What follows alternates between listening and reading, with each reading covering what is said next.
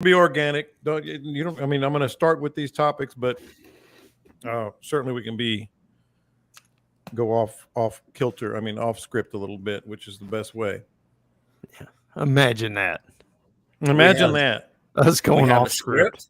Yeah, off script, the way God meant it to be. Well, we have a script. There's a script. Oh my gosh! All right. The funniest part, when we all started this, Caleb used to. I mean, he would be almost puking, trying to study and. learn. Yes, he would be so nervous. I'd pull into the parking garage at the station, and he'd be sitting in his truck studying and looking stuff up, and just like his stomach in a knot because he's just so wound up about it. Now he don't even look at the email. No, he doesn't. He does not. Caleb who? Was there another Caleb before the one we got now? Yeah, this is not the Caleb we know. Exactly. But all right. Well, if you guys are ready, we can rock and roll or cucaracha, whatever you want to do. let me get this thing all set up. Bite me. Bite me. I'm going to start with your story on the teacher, Dean.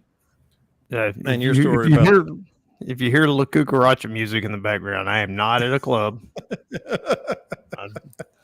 I just got I got my friends south of the border out here. They're out here working on sheetrock. That's what that's about. Yeah. All right, here we go.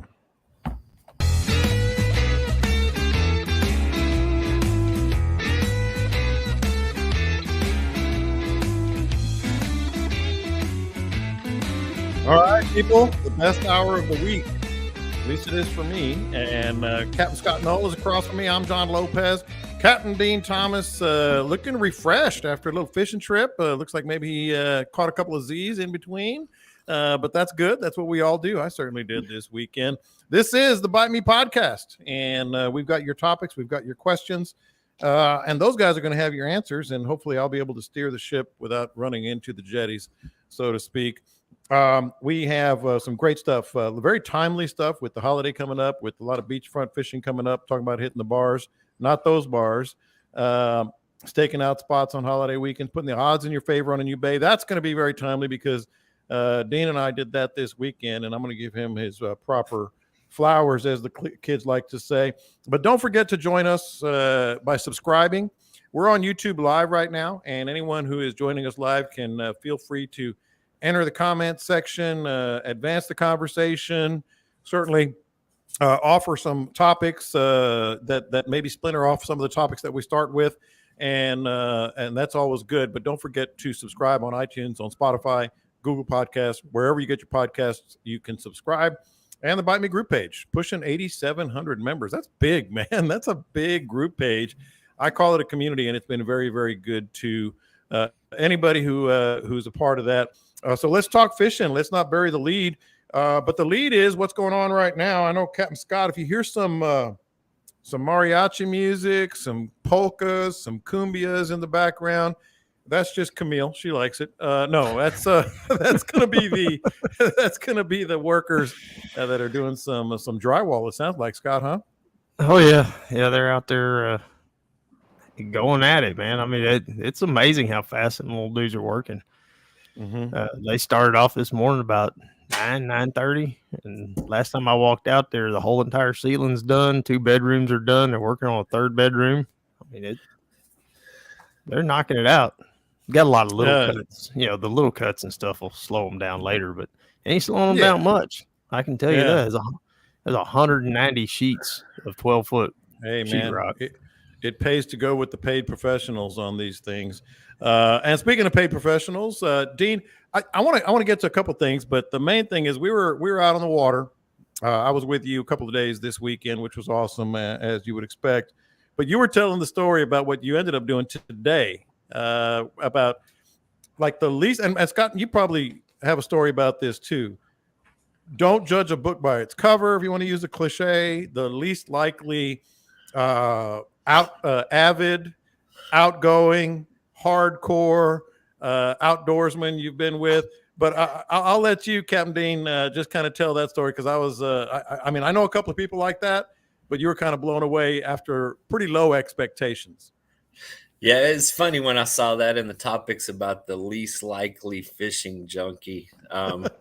There's a couple of, but one of the best fringe benefits of my job is the people that I meet along the way. Just interesting characters. You never know who you're going to run across.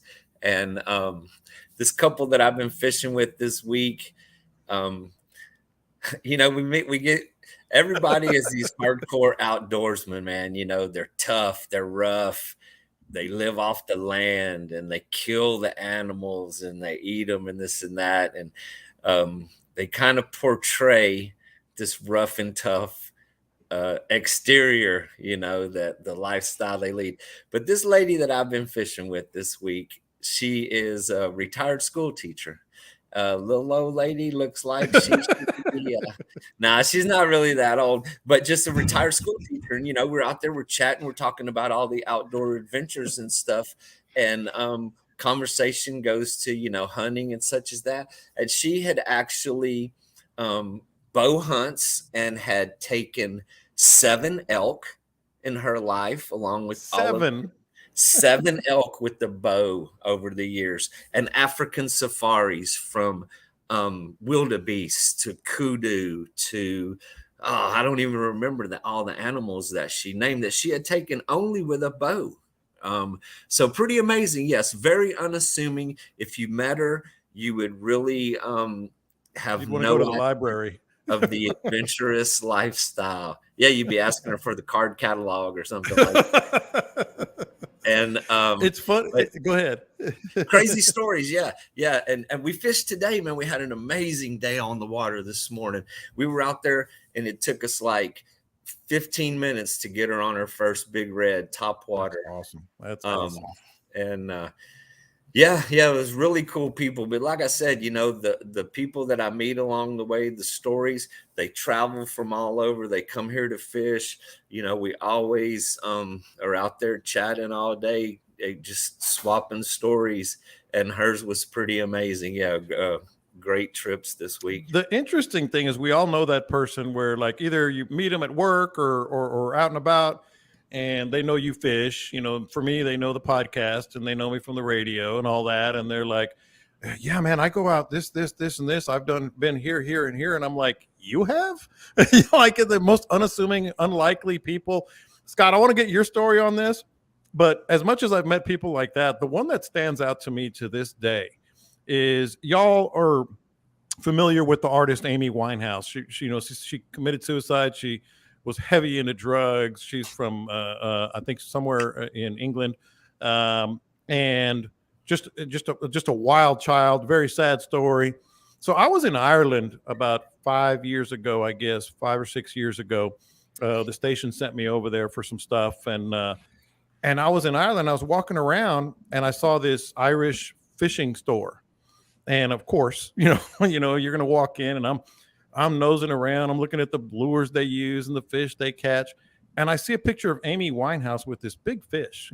And I'm like, oh, that's kind of cool. Maybe, she came in, booked a guide or whatever. Then I see another picture of her with a fishing pole on some rocks fishing.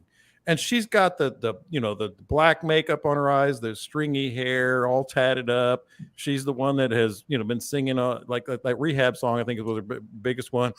And I finally asked the guy, I said, Has Amy Winehouse been in here? He goes, before she died, she used to come in just about every week or every couple of weeks. I'm like, what? And so apparently, like the most unlikely, ridiculous, expected person that you would be like he goes, oh, she lived for it. I mean, in an Irish accent. I'm not going to do an Irish accent, but he goes, man, she lived for it. She would come in here and just buy stuff and look at stuff and I'm like, that's the one that just sticks with me. Scott, what about you? I've had a couple of them along the way. One, in fly fishing, you get the call all the time. I want to come catch a redfish on a fly. Never done it before. And I've been fly fishing my whole life. I've been fly fishing for 15 years. And then they go on and tell you about how great they can cast and all this stuff, and you just shake your head thinking, okay, the ones that talk the most typically can't do it, right, Dean? Yeah. Well, and so that's true in many categories. Yeah. Yes, it is. And so this guy, he's well, you want to see me on a basketball court? Okay, go ahead, Scott. He has got this New Jersey hard accent from Jersey, but he's living up in the Northwest somewhere in Seattle or something.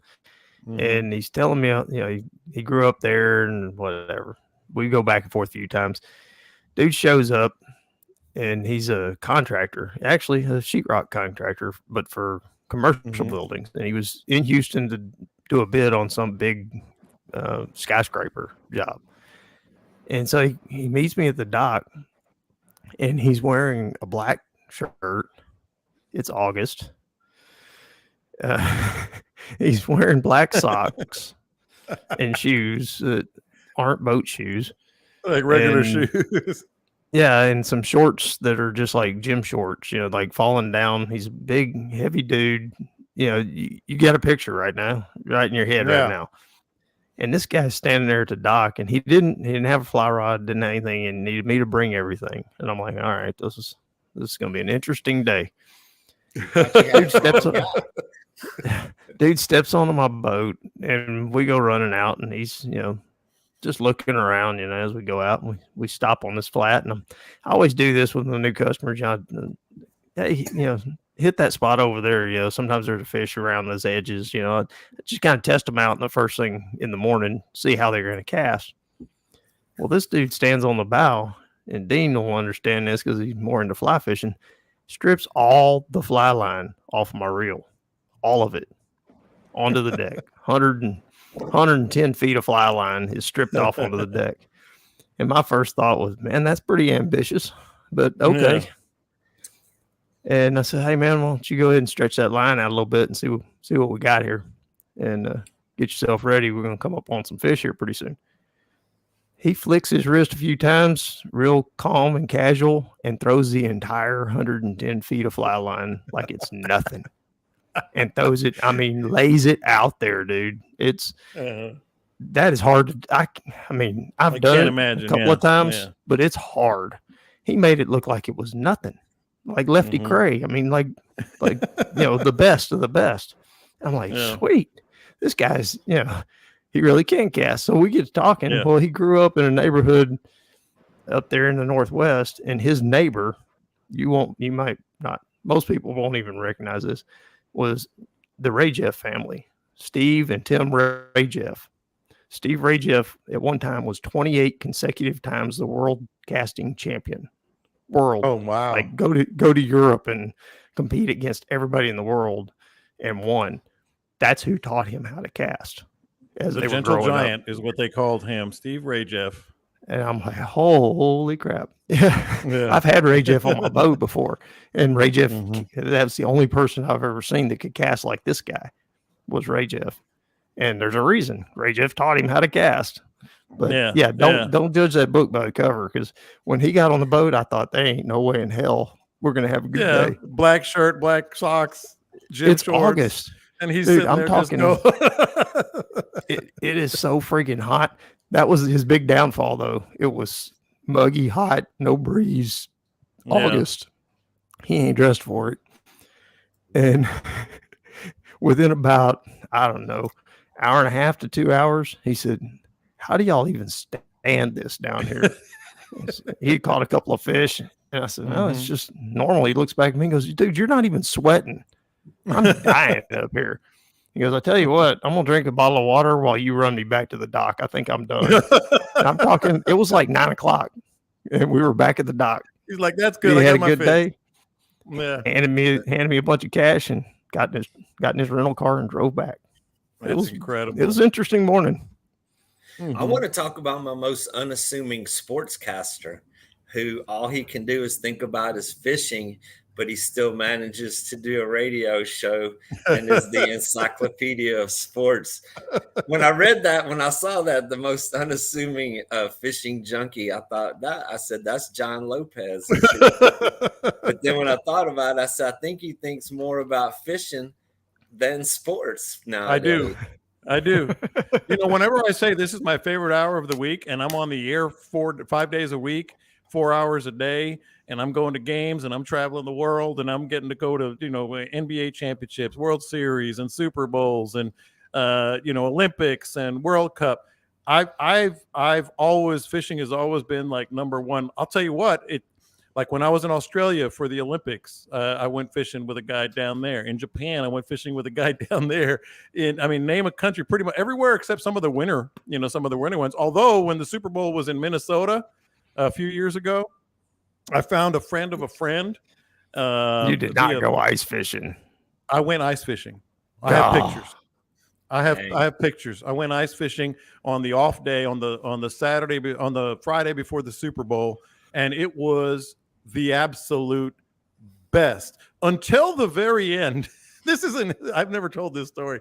So I'm like emailing and direct messaging people like anybody know anybody in Minneapolis or the Minneapolis area. I want to try to go ice fishing. I've never been ice fishing in my life.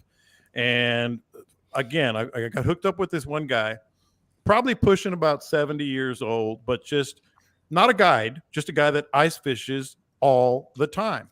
And so he met me at the hotel. That could not have been nicer. Could not have been nicer. And he goes, yeah, we can go in my truck. I got all the stuff. He had the tent, the pop-up tent. He had the little heaters. He had the power drill, the little auger. Did a couple of holes. The water was just crystal clear. And he had a bottle of schnapps and a bottle of whiskey. And no snacks. No snacks, no food, no nothing, and I'm bundled up, and it actually wasn't very uncomfortable, except of course your feet get cold, and so you stand up and move around a little bit. I'm getting uncomfortable just listening to the story. Yeah, the scary part was we were driving out on the middle of this lake, one of the 10,000 lakes up there, and you see these whole houses. You guys know what I'm talking about that are people put up. And they got bedrooms in there and all this other stuff. And we're driving and we're kind of going old school with the tent and the auger and all that. And it's cold. I'm going to post some pictures. And so we get there and we're driving across the lake. And I said, I'm just a guy from South Texas, man. This is making me a little uncomfortable. He goes, well, if you hear a crack, we'll just speed up. And I was like, what? And he was kidding. He was kidding. So we're fishing all afternoon into the evening. It's probably about 8:00. And I'd taken a couple of pulls on the schnapps. I think I had one whiskey, over the course of 5-6 hours, whatever it was. And I start putting stuff up and the rest of the bottle of whiskey is empty. Like this dude has been throwing back whiskey. It wasn't a handle, but it was a whole bottle, one of those fits or whatever. And I'm like, holy. And I kind of wanted to ask to drive, but he's like, well, let's go. He seems all right. So we're driving on this icy road back to Minneapolis. We were about 45 minutes, an hour out of town. And we're driving this icy road. All of a sudden, he starts just sliding in each direction. And I'm like holding on with my fingertips on the handrail. And when I got back to the hotel, I was kissing the ground. That dude was plastered, like plastered. You probably drive better on the ice that way. It slows down. He's on reflexes. Ice, completely plastered. No chains on the wheels, no nothing. I was like, holy man, that's something. But yeah, that was a bucket list item. That's one I've been wanting to do my whole life. So yeah, never had a desire. Yeah, you never had the desire. Never had the desire, man. That's not there. I've got access to it. One of my buddies from the police department moved up to Omaha, Nebraska, where he calls it "Oh my God, Nebraska." It's "Oh my God, what am I doing here in Nebraska?" But the first year I went up there and bow hunted with him. He's got 1,100 acres he's got access to, and I went up there and bow hunted. And beforehand, it was kind of nasty weather. We were at his house, and they got basements. He's got a whole entire archery range set up in his basement, so we're shooting under there. And we get talking about it. He says, yeah, all these idiots up here, man, they all ice fish and all this stuff. I said, the hell with that. I just set this up down here so I can do something all winter. I'm like, cool. So the next year I go back up there to go bow hunting again. And I'm going to pick my arrow out of the target. And I look over in the corner and I said, what the hell's that? He goes, that's my ice fishing gear. He couldn't help it. I said, what? Well, you turned on that quick. He goes, yeah. He said, well, after one winter up here, you kind of start to realize that you either take up ice fishing or you go stark raving mad or you become a total alcoholic. And he said, you got to have something to do. So he got into ice fishing. Well, I had a guy that was both. He was an ice fisherman and an alcoholic. Yeah. So that guy hit the lotto there, boy. I can't even explain to you, Scott, how much this guy was swerving on just iced out roads for an hour driving back. I mean, it was like wheels on the dirt sometimes, and we were like all four wheels in the oncoming lane sometimes. I was just going, oh my God, just get me home. But I text with this guy daily. I mean, we've been good friends a long time, and I can tell you that when he's ice fishing, his texts don't make a whole lot of sense sometimes. The whiskey talking. There's a little whiskey involved. Yeah. Yes, sir. All right, let's get to a couple of topics here. I think the first one, let's go with the one that Dean kind of referenced there about me and my sicko issues with fishing. Putting the odds in your favor on a new bay. The reason I put this was not a question. Most of our topics come from questions. The reason I put this one on there, and Dean, I'm gonna start with you, but Scott has talked about multiple times, and I've mentioned it here and there about learning the new bays and how you carve out a specific area, etc. I mean, I was pretty proud of myself driving home. I don't know how I did. You did give me a final exam, but I never got the grade after 2 days of learning a couple of areas down there and laying down tracks and stuff. So I didn't get the final grade. I'm waiting for that in the mail. But I felt pretty good about, doing it the right way. We carved out, well, I'm going to let you finish, but we carved out a little area. We didn't get greedy. We didn't fish a lot, but we fished to keep it interesting. I heard that, Scott. And that sounded an awful lot like a sparkling water, let's call it. And we did that, Dean, but I'm going to let you pick it up from there. That was I mean, I know you've done it a bunch, but just for our listeners, the proper way to do these things when you're on a new bay. Well, it's going to be interesting listening to you for the next couple months as you move along with this process. And talk about the bug biting again. And so, it's a lot to learn. It's a lot to absorb. And so it was interesting because when we got on the boat, you asked me if I wanted to drive the boat or I wanted you to drive the boat. And it's like, I wanted you to drive at first because it's easier to learn that way when you do it. But after sitting on the passenger seat, directing traffic, it's like, I should have drove. He's going, no, a little more to the right, a little more to the left. Yes.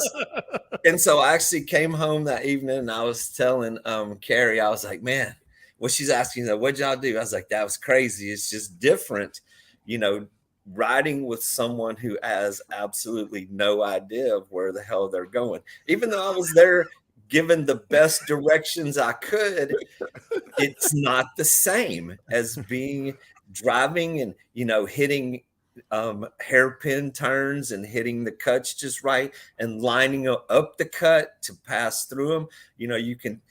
That was interesting because you can tell somebody to the best of your ability.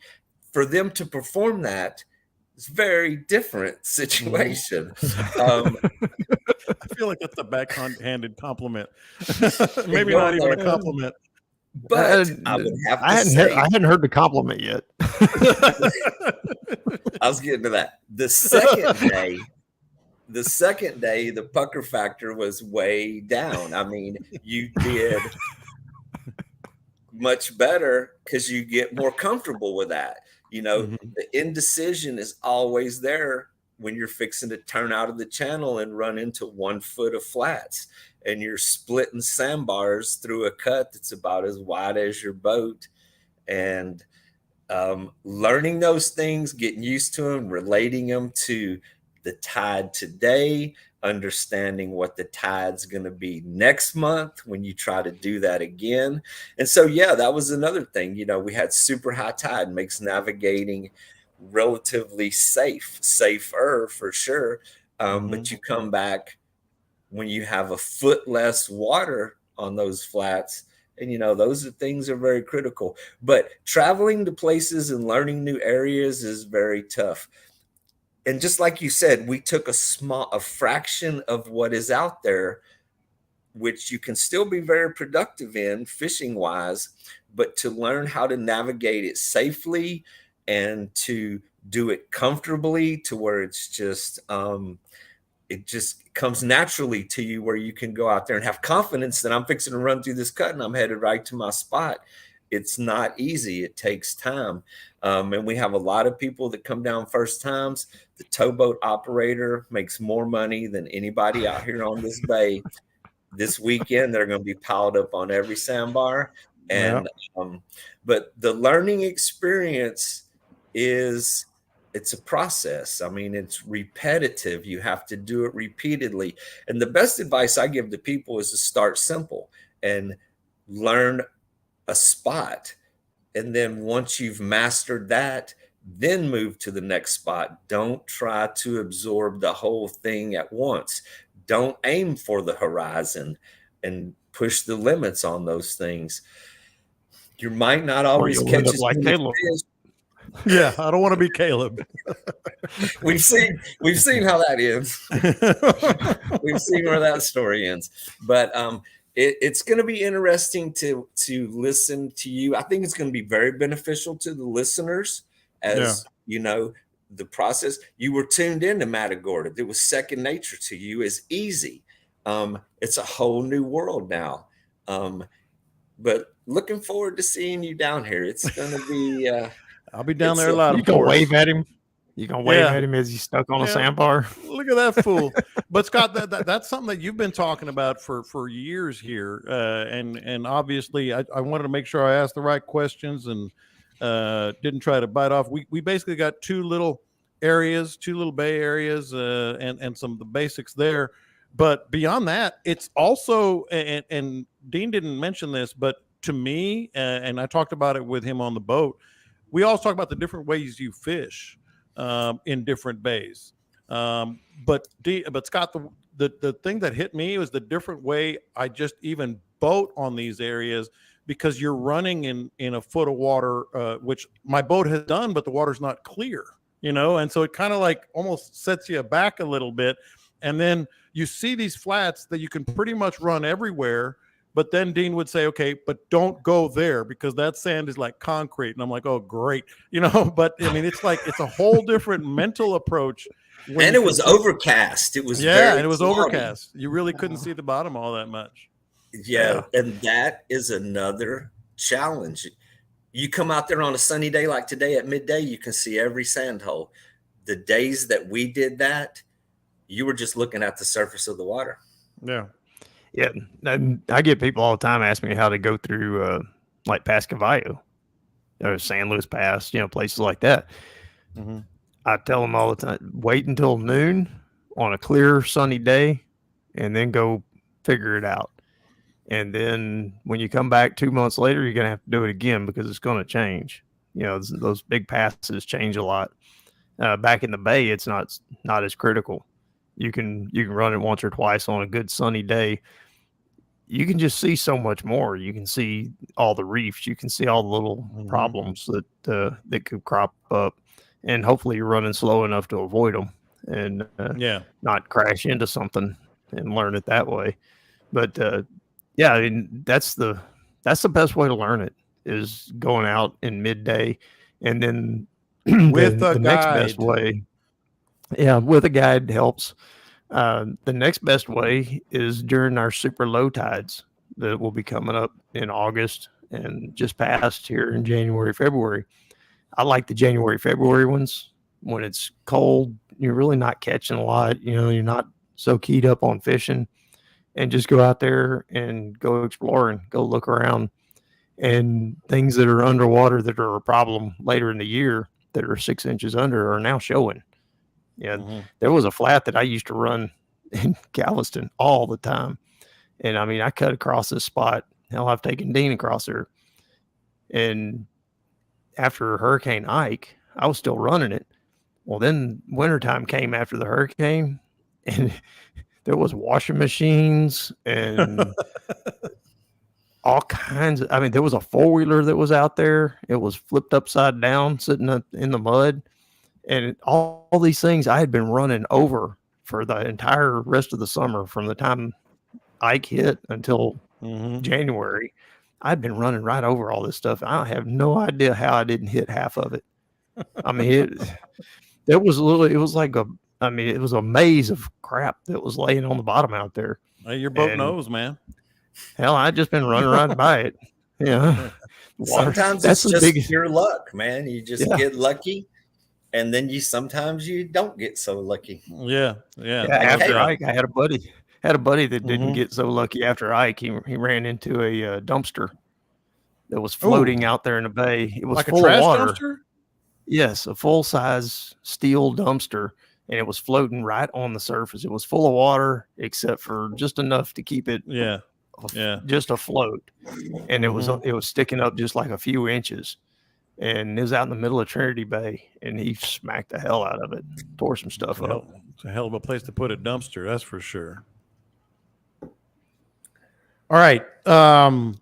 I'm going to put this one up right now because there is a little bit of news. This is not on the rundown, but I know Scott and Dean are going to – no, not that one. I put the wrong one up there. I know Scott and Dean are going to have some opinions on this, and it comes from Devin.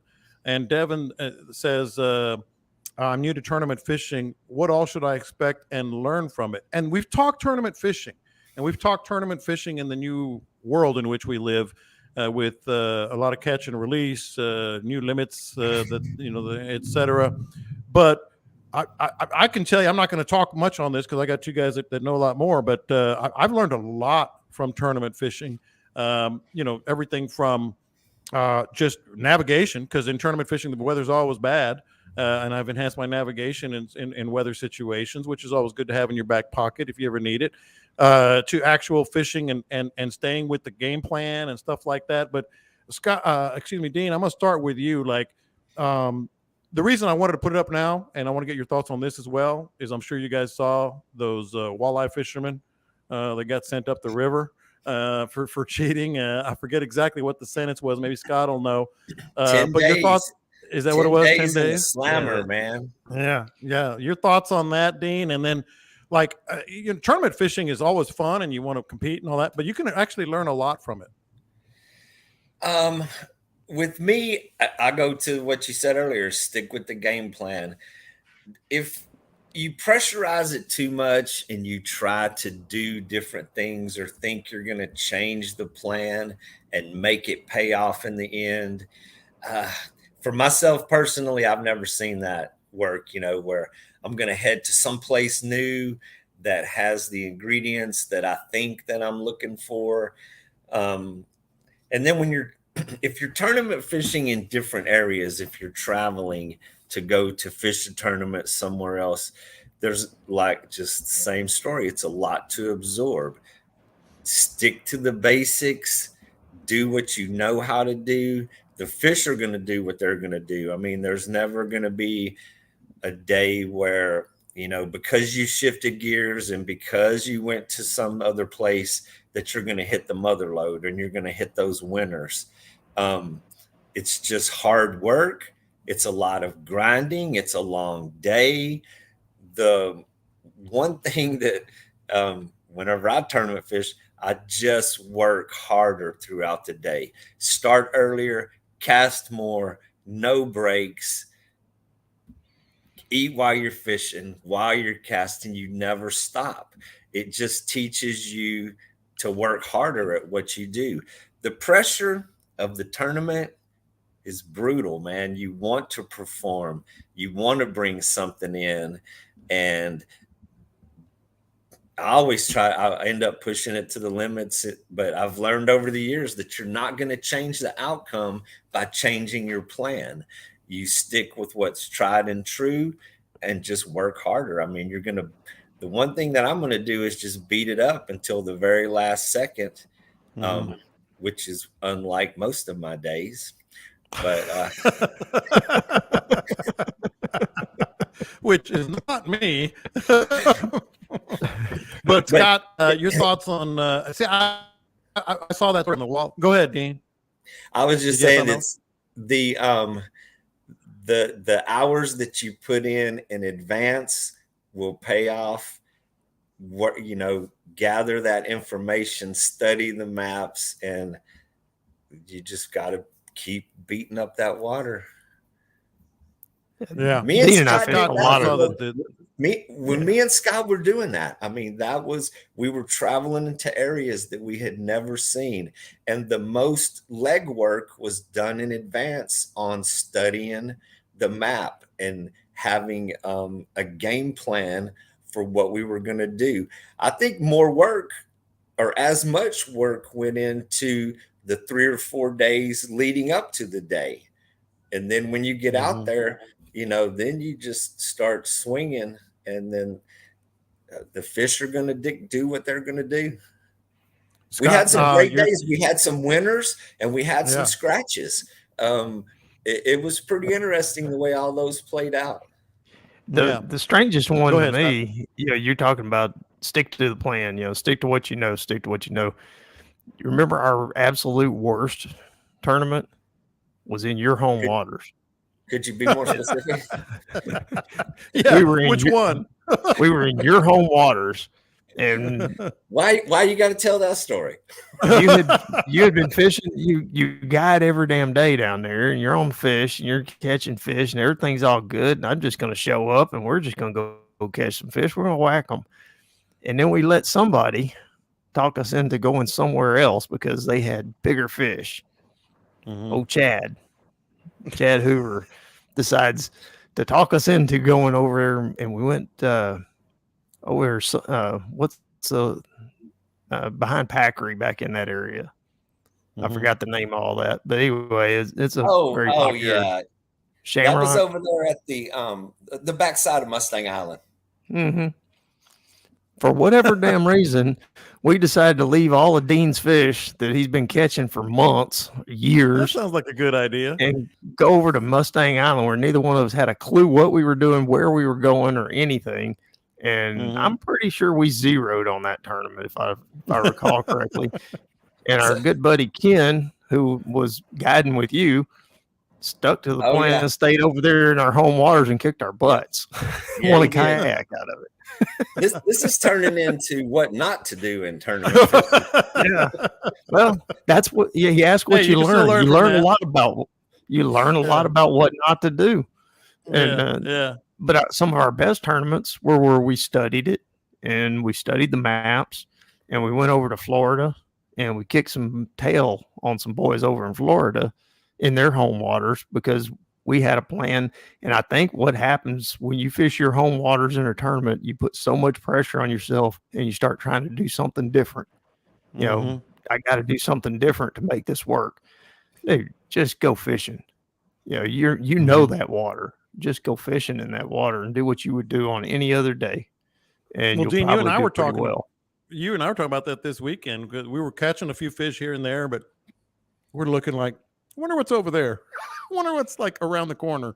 It can be tempting. You just got to stay with it, man. My mind, no matter where I'm fishing, I'm always thinking about something else. I'm always thinking about my next move. But then if the fish talk me into staying, then I stay. But hey, Scott, that's part of the process. Yeah, it is. It is. Scott, your thoughts when I saw the guys that were convicted from the cheating up in the walleye area when they were fishing for walleye. Maybe I'm just jaded or whatever, and I thought to myself, Scott, that's probably going to be a deterrent up there, but that's not a deterrent to cheating in tournaments in general. I mean, I just feel like there's always going to be some. Yeah, they did not drop the hammer hard enough on those guys. I mean, a buddy of mine dug into it and looked at their tournament winnings over the last several years, and they had won a bunch of money and boats and all kinds of stuff. And their fine was somewhat, it was pretty light. Actually, they had to give the boat back. Well, hell yeah, you got to get the boat back that you won cheating in a tournament. And then, I mean, I do. Then, I can't keep it. Yeah, I can't keep that. And then, but I spent all that money on lead weights. But and then 10 days in jail. I mean, okay, Yeah. I don't want to spend 10 days in jail. It'd drive me nuts, but that's not very much for a felony. Considering the hundreds of thousands of dollars. And the fact that Texas actually has a law on the books now to convict that. Is the fact that speeding is against the law a deterrent? Not necessarily. Right. Is it the fact that there is a law that you will get, people are going to do what they're going to do, but I guess it keeps the honest people honest. It keeps a degree of cheating down. But it's a lot of money on the line. That's the first thing I thought of. Like, I wish I was wrong about this, but that's not going to turn anybody into anybody who does it is going to be drawn to it anyway. Yep. Yeah. All right. I got 2 texts, and there was a post similar to this on the Bite Me group page, which we always encourage people to join, about the bars, not the ones that, back in our single days, that we hit, but the bars on the beachfront. It is that we're inching into that time of year. And a guy was asking about wanting to throw bait versus cut bait, shrimp versus cut bait or artificials. And he asked an interesting question. Scott, I'll start with you. Just about like now you've talked about like early morning, first bar, all that stuff. He goes, but is there anything that correlates with what you're throwing? Is it the bait, what you're seeing, what's hitting you? Is it time of day? Just like what would draw you to first bar, second bar, third bar? The earlier it is, the closer in you fish. I always like to get there as the sky was just starting to get a little color in it, and I just fish the hell out of the first bar. The trout are going to move up there really shallow, especially if you got good incoming tide. As the sun comes up, you bounce out to the second gut, and then once the sun's up pretty good, it's either going to shut down or they're going to move out to that, beyond the third bar, and you're going to have to really, you either got to get out there neck deep and work your way to the third bar, or call it a day. Hopefully you've caught a bunch of fish early and you can call it a day. The bait fish that are showing up, or the shrimp, or whatever it is that's out there, I think right now I would guess it's probably more shrimp that's in the surf. Soft plastic works real well. Silver spoons, mirror lures, any of your mirrodines and plugs and things like that. That's typically what I would throw out there. The silver spoon is much overlooked. You got to be careful with it though, because the Spanish mackerel will move in on you, and you'll lose a bunch of silver spoons real fast if you don't have a little bit of steel leader. Problem with the steel leader is you won't catch as many trout with it. So it's a give and take there, and the Spanish mackerels will take from you. As far as the afternoon thing that he asked about, I saw that on there. I didn't do a whole lot of that in the afternoons, but I would imagine the last hour, before it gets dark, they might start moving up there a little bit closer. I think a lot of that would depend on if you got a good incoming tide. The incoming tide is a big deal on the beachfront. It's bringing cooler water up onto the beach, onto the end of the guts, and you just got a better opportunity.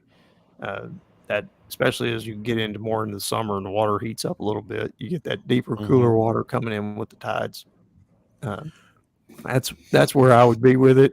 As far as throwing live bait, I've seen a lot of people throw live shrimp out there. I've done just as well standing next to a guy with live shrimp as, just chunking my lures, and I'm catching fish for fish, same as he is.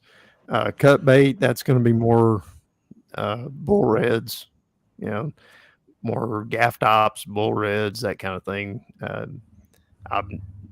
Since I was a kid, I did it a lot, and I fished off the piers all the time. And cut bait was a big deal, fresh shad or cut mullet. And we caught a lot of bull reds, and we caught some jacks and sharks and stuff like that. But if you want to go out there and catch trout, just chunk lures. Dean, I know Scott covered it quite well there, but in part of this text that I didn't mention, it was actually a buddy of mine that said, what's the best way to cast and really get past that bar, those the second gut, third gut, whatever. And I'm like, why do you want to go out there? I mean, that's a big misconception about I'm on the beachfront. I got to really throw it out there to get the big ones, That's not necessarily the case in certain instances, as Scott illustrated there, but you don't have to, and you can cast at angles too, Dean. Yeah, and Scott covered it really, pretty well.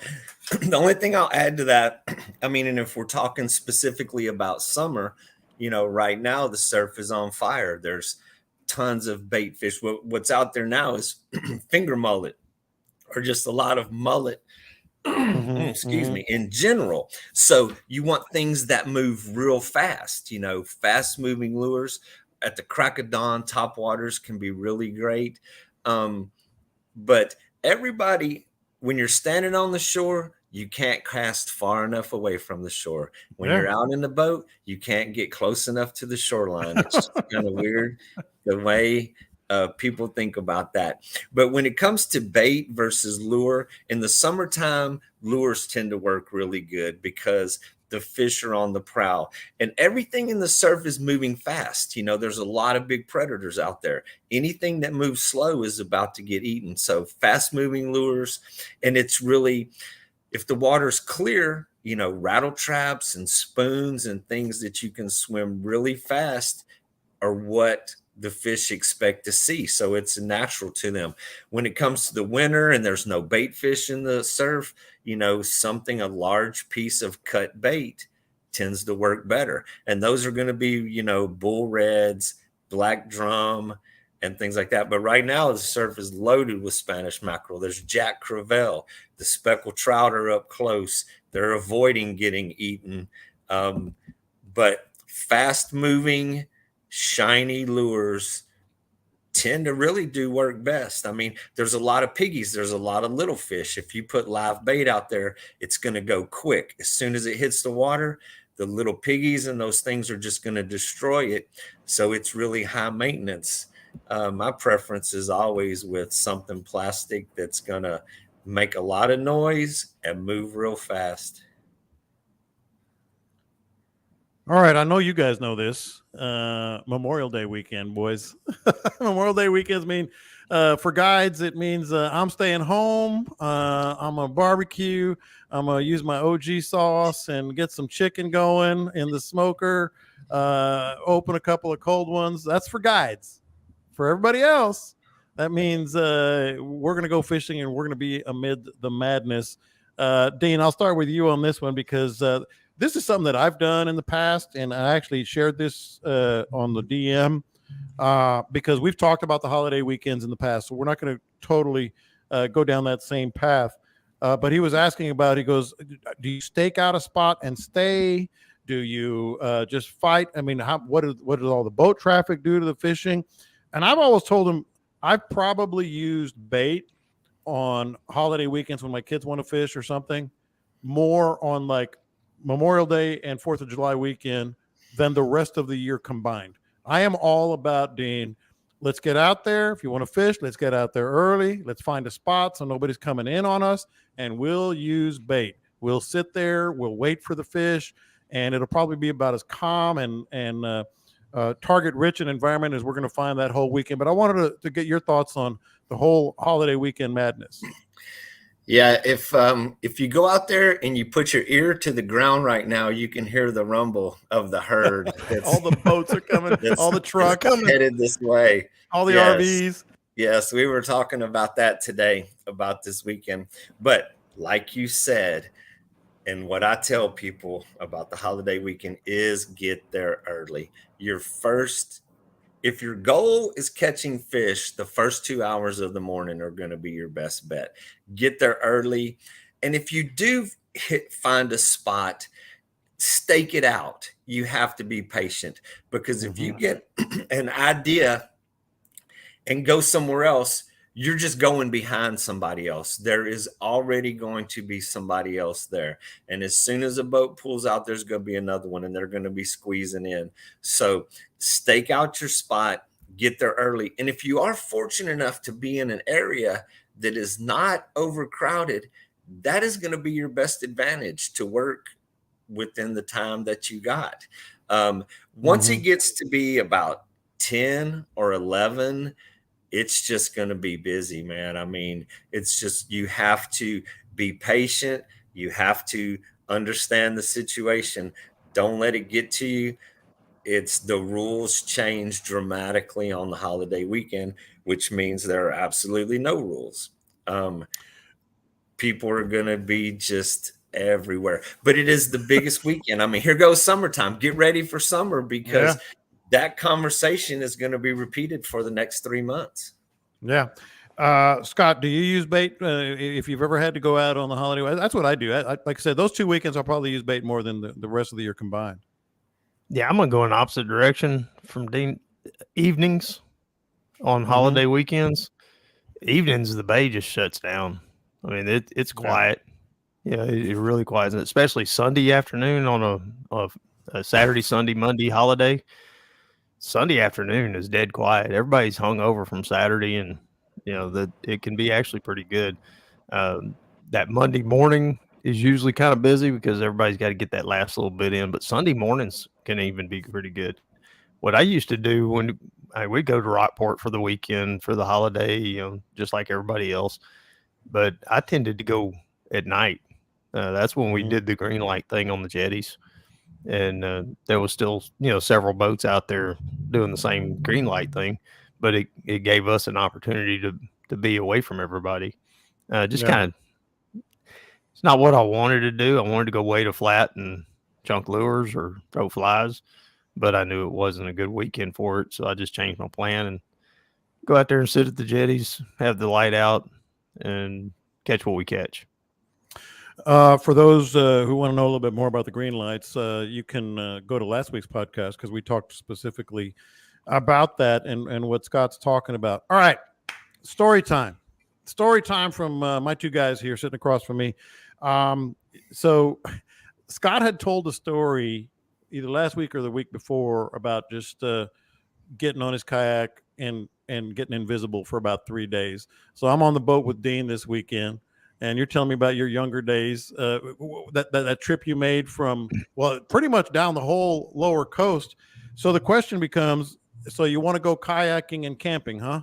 I thought it was a really cool story. It's something I've never done. I've gone out for a day or a night, but never what you did. So tell the story and kind of the do's and don'ts, and you better take this and you better not take that kind of thing, Dean. Well, the trips that we did were 2 nights of camping, launched at like along the causeway, the JFK Causeway in Corpus Christi, and paddled all the way to Baffin Bay, up in Baffin Bay, and we went all the way up Los Alamos Creek to 77 and got out there. And then we also did it the other direction, where we got in at 77 and came all the way back. We also did a trip where we went to Port Isabel and paddled total of 70 miles to come back to Port Mansfield. So very adventurous. But the thing about a trip like that is, you have to carry everything to survive on your kayak for 3 days. You have to have food, water, shelter, and fishing gear. So all of those things, you have to think of it as like a backpacking trip. Ounces equal pounds. The more things you put in that boat, the heavier it gets. What I used to do for food, which worked out pretty good, was we would freeze, whether it was fajitas or sausage or something like that could be frozen when you left, because you can't take an ice chest. You're not going to have refrigerated food for 3 days on a kayak. So you freeze those things solid, and as they defrost, you cook them. And then for the 3rd day, it's peanut butter and jelly, man. It's whatever you can get. out of a jar or a can. Snack bars worked really good. But for the first night, we would have cooked food, and then the second night was peanut butter and jelly sandwiches. Peanut butter and jelly is great, man. It's full of protein, it's full of energy, and it will keep you alive for a couple of days. We froze the water bottles that we were taking with us, and they would be cold. You would use that to keep your stuff cold until it defrosted, and then you would have the water to drink after that was over. So it was kind of dual purpose, all that. Small tents, a one-man pop-up tent that you can just crawl in, get away from the mosquitoes at night. The biggest challenge on those long trips was finding a spot. So if you're going to paddle 20 miles in one day, or you're going to travel, you don't know the pinpoint spot where you're going to land whenever you gas out or when the sun goes down. So finding an island or a shoreline that was not muddy, not, had a little piece of sand that you could get on.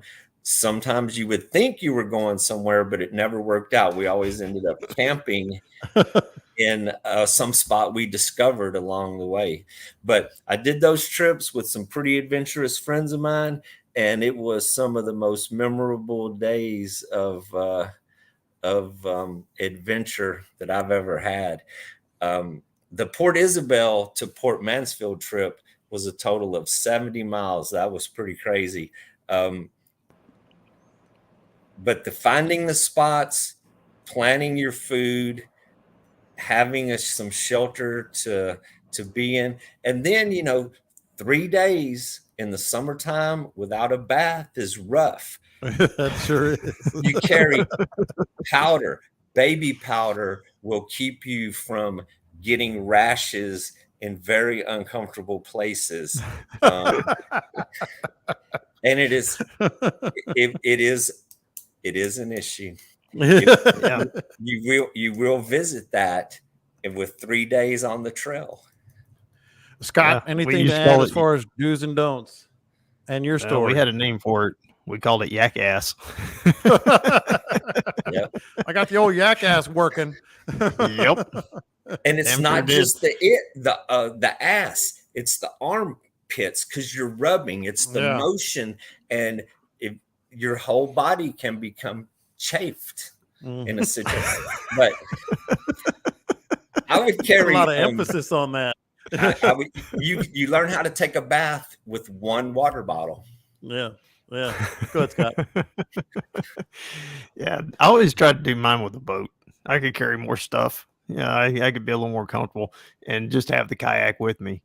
And that way, like I said, my tent was just a tarp. I could tie it off on the cleats on the front of the boat, tie it off to the console, and that kept the dew off of me, and I allowed a breeze in up underneath, and I could have my ice chest there and have that thing full of ice, and then I could kayak throughout the day. I would. That ain't camping. I would make full. Dean is disgusted with you. Yeah. I tried to talk him into doing that Baffin trip again after he had done it a couple of times. I said, man, that sounds like fun. I want to do it. And he wouldn't do it with me. We got turned back. I got actually turned back on one because the wind was so bad that we absolutely could not get around Penscow Point, which is down at the tip end of Baffin. And we looked at it and thought about it. Wasn't that you and Arnold? Yep, me and Low Liver Dog. We decided that was not a good day to meet our maker in the middle of Baffin Bay. I want to know about Liver Dog. That's a hell of a nickname right there. He's a cool dude. Liver Dog, that's the name of his band. Mm-hmm. And actually, there's more story to that than we got. Oh, Liver Dog. Yeah. So Scott, but it is, it's intriguing. It's that sense of adventure, that caveman instincts that we all have. And if you can do it and you can do it safely, we didn't even mention any part of the fishing aspect of it. I mean, you're just discovering, you're going to places that, I'm sure, Scott, on some of your trips, like, I'm not going to say unspoiled, but very rarely seen places or very rarely navigated places. Yeah, I mean, you get off into places and you start kind of poking around. Yeah, you got all day. You know, you don't have to be back at the ramp, at a certain time. You don't have to be back before dark. And I just go out and just start poking around, going into places I'd never been before. It's always kind of cool. There was a bunch of guys that came down here. Uh, the fellow who did my electric work with me, him and Kerry Beeson and a couple other guys. I think there was like 15 or 20 of them. They went out to Matagorda Island and camped at the state park, and they all brought kayaks out there and a couple of skiffs. And they just prowled all up and down the islands and all back in Mule Slough and all that, and spent, I don't know, 3 or 4 days out there. And something like that, that's very doable from Port O'Connor. The paddle out there, it's a half-day paddle to get out there to the island, to the state park. You got to bring all your stuff with you, or you can do The it. best part about those trips was when you got somewhere and you're setting up camp and you gather some driftwood and you got you a fire out there in the middle of nowhere, sun's going down, and really nothing else matters in the world for a little while. It's pretty cool. The pack group, the paddling anglers, canoes and kayaks, the group out of Houston, they still do that. They still do a trip every month. I've organized some stuff for those guys where they come down here and go over to Spalding and camp out on the island, and they go over to Matagorda Island. There's still some groups, or that group for sure, man. They are highly committed to the high adventure weekends. And if you ever want to know when the worst weather is going to be, check their calendar. Because every time that they come here to Port O'Connor and do that, it blows. There's a storm. there's something. They all woke up one night. They were camping out over here in outside of Shoalwater, and they all woke up with water in their tents because the wind had gotten blowing so hard and pushed the tide up so high it came up on their island, and everybody was soaking. Yeah, they always have a big adventure. But it's a cool group. When it goes wrong out there, it goes really wrong. There's not a lot of in between on that program. Yeah. Yeah. All right. Franklin just came in here. Go ahead. It's the Salty Yak Pack is that group that I was talking about. All right. What would Scott do? What would Dean do? I know what you're going to do, but what would you do this weekend? And we can talk about, Thursday, Friday too. I know people are going to be leaving early, but what the apps look like, what the weather looks like, conditions. I know Saturday is going to be a bleep show. But in terms of a lot of people going out, a lot of listeners going to be, this is a pressure packed. What would Scott do and what would Dean do? Because they're going to say those guys told me to do this, and they know their stuff, or they won't. But Scott, I'll start with you. If you're getting out there, let's assume some people are going to be out there Thursday, Friday too, where it's maybe not quite as crowded. Hey man, I was dead on last week. I said surf. You were, man. Everybody I talked to tore it up in the surf. So I mean, with the winds the way they are, they're pretty light. There's a weird one on Thursday night for some reason. I don't know why, but during the week, during the days, it's like less than 10 miles an hour. Thursday, Friday, Saturday, Sunday, Monday. I mean, Monday's the highest. It's like 11 out of the south. So everything's wide open again. And I hate to keep saying that, but it's kind of a whatever you want to do and however you think you can get away from the crowds. Saw somebody on the messages there asking about the mosquito fleet going offshore. Yeah. That's be a good weekend for that. It'd be a good weekend to slip offshore and maybe go catch some kingfish, see if the tarpon are arriving early. I'm hearing a few reports here and there. Go hit the surf, go catch some trout in the surf. You could drift open water reefs. That would pay off. And if you want to take a chance and try to stake out a shoreline and go wading, just be prepared and don't leave your feelings at home, because you're going to get run over. I mean, that's just the way it's going to be. I mean, you can't get all mad on a holiday weekend. If you're going to go out and fish on the flats, you can't get mad about getting run over, because it's just going to happen. I mean, there's going to be everything out there, all kind of boats and jet skis and You try to fish the intercoastal, somebody's going to be running up and down it, skiing or tubing or doing something. It's just one of those weekends where you just take a deep breath and go do what you want to do and see if you can make it work and try that night fishing. Yeah, I was just going to say that. That's how I was going to transition to Dean. You're looking at some of the majors and minors. I'm looking at the wind. And all the way Thursday, Friday, as Scott said there, Dean. By the way, you're going to be very pleased to know that I've changed everything on my app to Aransas Pass. So I'm officially just looking at Aransas Pass weather. But what would you do? And that whole evening fishing, like I'm looking at Friday night. I mean, look at that major right there on Friday night. That's going to be pretty nice. Yep. You're getting tuned in. I'm getting tuned in, baby. The coolest thing, the best thing about this weekend is the everything is on fire. There's so many options right now. I've been kayak fishing for the last 5 days. It has been amazing. Tailing reds, schools of reds, mullet, bait fish on the flats. My buddies that are fishing for speckled trout on the outside of the islands, outside of trailer, outside of quarantine and those places. I mean, speckled trout is great. The jetties, absolutely on fire. Spanish mackerel and Scott, the tarpon, are at the jetties. I had people that were out there yesterday evening and they said they were just rolling like crazy. They were out there watching them. The surf fishing. So as far as it being a holiday weekend, there's a lot of options. There's places to spread out. Wherever you're at, if you do hit it early and you're fortunate enough, to have some time to work with it, it's going to be productive. I mean, the conditions are amazing for the weekend. There's so much going on. I love this time of year. I mean, it's not the oppressive heat that's going to be here, and later in June and July.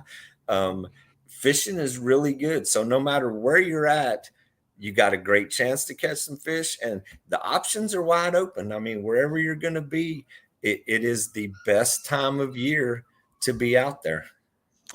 Scott's holding up his puppy. It looks like a before and after picture. What's that one's name? This one, I've been calling her Panda.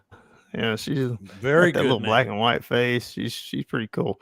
Blue eyes. You're gonna keep all of them, aren't you? No.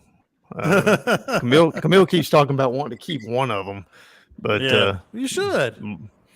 But I don't know. We got 4, and none of them have been spoken. We thought we had 2 of them spoken for, none of them been spoken for. So if anybody out there is looking for a miniature Aussie, we got 4 little females. 3 of them are blue merles, and this one is a little tricolor, mostly black and white. And, speaking of Camille, I'm going to be at the carry the. I'm going to be on the carry the load walk with her on Saturday, right here at Fire Station 8. Go about 5 miles. That dog is really cute. Go about 5 miles on that, so you guys can find out on her page. Whatever, all the information. If you want to join us, you want to donate, etc. That's this Saturday, so I'll be out there. Are you coming, Scott? Or are you just going to send her on her happy way? Now she's already in Houston. She's at my daughter's, hanging out with the grandkids, so she's just going to stay there and then head on over to the fire station. Somebody's got to be here to take care of all these deadgum animals.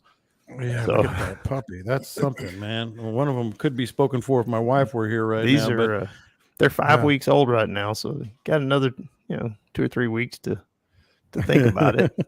That's right. Just don't show her. Just don't. Oh yeah, Jan's getting a picture, man. Don't show her that. Gibson will be ticked off. Hey, before we get to what is going on in you guys' lives, I do want to mention, which we always do, because they're great friends of everybody who listens to the podcast, and that is Knock and Tail, which we were mostly throwing top waters, but I was trying that Knock and Tail a little bit. Bite me 20, knockandtaillures.com. You get 20% off. It's a really popular bait. Really looking forward to throwing that white with the speck, the silver speck on it when I get down to Aransas Pass next time. And then we saw some Wade fishermen too, and I was trying to see if they were Bite Me listeners, they'd be wearing that Wade Right combo, which you can get at coastalfishinggear.com. Use that Bite Me 20 promo code there, and you can get 20% off on the Bite Me combo there. All right, Dean, We know Scott is selling puppies. We know Scott is working on his house. It's coming right along. I can hear the music in the background practically. And Scott is booking some trips. But what's going on in your world? I know you've been working on a lot of stuff. Man, just ready for a busy season. I mean, everything is on back burner now, just fishing every day. Got all the rat killing done around the house, and which was my goal, to get that done. So anybody can reach me on the social media. My website was kind of outdated. I took it down. It had a lot of stuff on there. It hadn't been rebuilt in a while. So if anybody's looking to get in touch with me, it's Messenger or any of the on the IG, such as that, or call the number at the shop. But man, it's just fishing for me now. The next 3 months, it's just looking forward to it. We're going to be, I mean, the kayak fishing is amazing. It's crazy at this time of year. And then I start thinking about the jetties. The jetties over here are an amazing place. So much big game action on light tackle for the next 2 months. So the days that we're not on the flats, we'll be at the jetties, and, you know, filling you guys in with the reports of what's going on. Yes, sir. Yeah, Scott, you got anything before we get out of here? Need you to call me when those bait balls show up, Dean. We can get me and you and Caleb get out there and start shooting some video and stuff. And they are here now. There are bait balls. We got the seaweed this year. The seaweed just brings fish. The people at the beach are hating on it right now. But I mean, this weekend, because I didn't book trips in advance, because I can't promise to deliver what people expect. So I just avoid that. I'll go out for fun. So I may be out doing a boat ride at the jetties this weekend. Like you said, man, the winds are less than 10 miles an hour. The bait balls are there. Tarpon are there. It's getting started early, and hopefully it is often for this summer. Well, all right. That is one well-behaved dog, too. He is not yapping at all, man. So people can get a hold of Scott. I'm